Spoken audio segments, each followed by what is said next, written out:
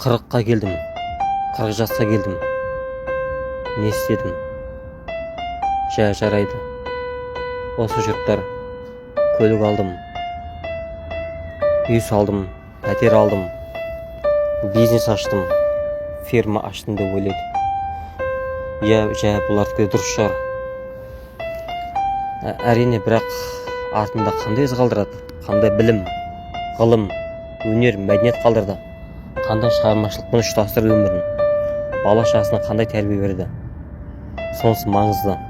Айта кетерлік, мен енді ешқандай басында баспана болмаса да, фирмам, не бизнесім болмаса да, үкіметтен қыруар қомақты қаржы алмасам да, әйтеуір бір соңында ызғалдыратындай бір ән қалдырдым. Қазақта мақал бар ғой, 30-да орта бұзбасаң, 40-та қамал алмайсың дейді. Бұлар қазіргі заманның түсінуші, үй алу, жер алып, көлік алу, бала шағасын киіндіру, қыдырту, шетелге оқыту, шетелге қыдырту айтады. Ол әрқайсысы енді дұрыс шығар олардікі де, бірақ мынаны еске ұстаған жөн. Ұрпағына қандай аманат қалдырды, қандай үлгі өнеге қалдырды, қандай тәлім тәрбие қалдырды, соңы бізге маңызды. Енді мен айта кетейін, мен ештеңеде үй алғанда жоқпын, не бір қызметте орналасқанда жоқпын, не артымда балашам үй қалдырмасам да, осы Құдайдың берген талантымен 62 ән қалдырып отырмын. Демек, менің ұрпағыма да бүкіл келер азаматтарға да, адамзаттарға да мәңгі өшпестей мұра қалдырдым. 47-46 ағылшын әні, 14 қазақ әні, 2 орыс әнін қалдырдым. Ән жазу оңай шаруа емес. Бұны мен өз ойымнан аспаннан алған жоқпын. Бұны Құдайдың табиғаттың берген таланты. Кезінде марқұм қазақ вальсінің королі Шәмші Қалдаев атамыз Созаққа келгенде, біз жас болса керек енді, білмедім, өмірге келдік пе, келмедік пе, қонақ болып келгенде Созақ ауданына әкешіме бұлай бата беріп келді. Ең жаман болғанда да бала шағым маған ұқсасын деді.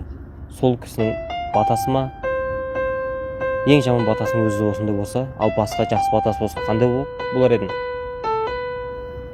Мен айтып кетерім, негізі мен ешқандай сыртта алған, жерде алған адам емеспін. Ата-бабаларым текті қазақ. Яғни мен де кезінде оқытушы болдым, мұғалім болдым. Мектепте 4 пен 5-ке деген бағамен бітірдім. Жоғары білім бар. Темір жол саласында және тасымалдауды ұйымдастыру және басқа маманы бітіріп шығып, одан 5 жыл бойы колледж бен университетте оқытушылық қызмет атқардым. Онда мен жақсы балаларға үлгі өнеге болдым, тәлім тәрбие беріп, сонымен қатар ғылыми тәжірибе, ғылыми өндіріс тәжірибе және ашық сабақтарды ұйымдастырумен өткіздім. Бүкіл оқытушылар да, оқушылар да маған ризашылығын білдіріп жатты. Және көшеде де көріп жатса, Роллан ағай деп мені сыйласып өтеді. Қанша марапаттауларым бар. Яғни бұл жерде мен колледжде де жақсы естеліктер қалдырдым. Өзіме мысалы темір жол туралы кітаптар шығардым. Анимациялы жобалар, виртуалдық жобалар салдым. Бір кітапты қазақша аудардым. Макеттер жасадым. Әрине, өзімнің ғылыми жетістігім болса да, әкемнің арқасы үлкен, үлесі зор, еңбек. Әкем суретші болып макетті ойда атқарып шықтық. Сонда жақсы мақтау марапаттау қағаздарым бар. Спортпен айналыстым, жекпе-жек спорт болса да, әйтеуір ешқандай жеңіске жетіспесем де, белсенді қатысқаным үшін де оған марапатталдым. Мен ешқандай өкінбеймін, ризамын өміріме. Ақша да, байлық та барлығы қалады ол. Ең бастысы бала шаға жақсы білім тәрбие беру керек. Дүние, ақша, мүлік уақытында болса, ол ешқандай пайда да бермейді, ешқандай жақсылық та әкелмейді. Ақша болса ол демеу нәрсе ол. үй алу, көлік алу деген екінің бірінің қолына келеді, ақша болса. Ал саған рухани мұра, өнер, білім, ғылым, мәдениет, шығармашылық туралы ізгі өмір қалдыру, адамгершілік, ізгілік, инноваторлық болса, сонымен саған жетістікке жетесің. Мен ризамын. Себебі 23-нен бастап 28 жасыма дейін оқушы қызмет атқардым. Одан бір жыл күзетін қызметіндегі басшының орынбасары көтерілдім. Одан осы тағдырдың жазуымен дейміз бе, өмірдің қатты қиындығынан бастап келеңсіздікке ұшырап барлық айырылған жаным бар. Себебі мен шындық бойында жүрдім. Қарапайым жұмысшы болсам да әйтеуір осы артында қалған із бар. Себебі мен ініме бүгін 14 қазақ әнін бәрін соған бердім.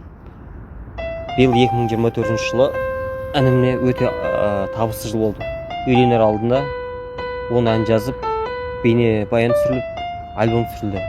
Өзіне лайық қызмет атқарды, сонымен үйленіп той жасалды. Соңында мыңда бір тәңірге алғыс деп қояйық. Мен енді бақыттымын десем де болады. Себебі артында үлкен шығармашылық қалдырып, бүкіл ұрпағым соны көретін болады. Сіздермен болған Қазақстан Республикасының жазушылары одағының қазақ авторлық қоғамының мүшесі Ролан Аскарбеков. Сау болыңыздар. Мыңда бір алғыс сіздерге.